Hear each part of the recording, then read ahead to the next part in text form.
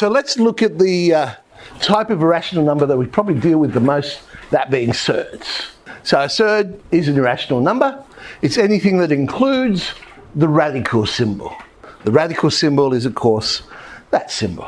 But the other important bit is it cannot be calculated exactly. So something like the square root of 16 is not a surd, because you can work it out. It's 4.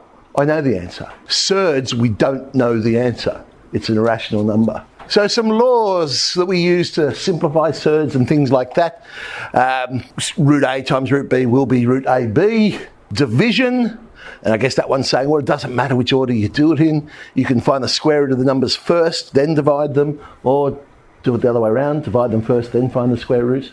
And, well, the inverse of the square root is the square. So if you're squaring a square root, they must cancel each other out. You get A.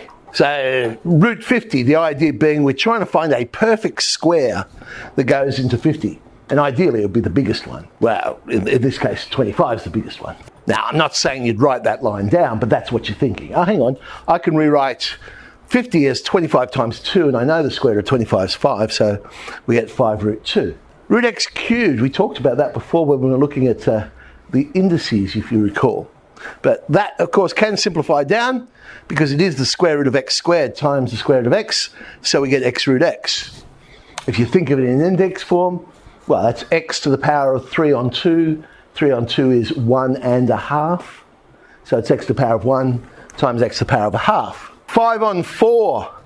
Well, in this case, can't work out the top, but I can work out the bottom. So root 5 on 2. 20 on 9. Again, I can simplify the top. I can't work it out, but I can simplify it.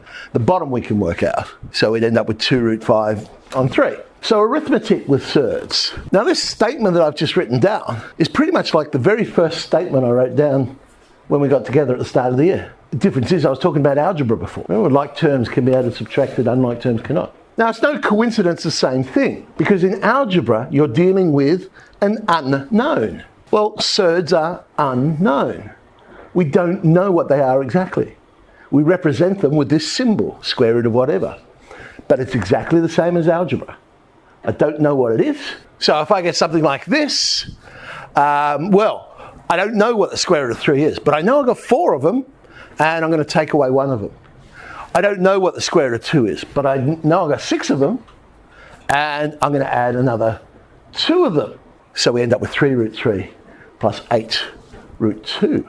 As I say, just like algebra. So we expand it like binomial products. First outside, inside last. And in this case, nothing tidies up, so we just leave it like that.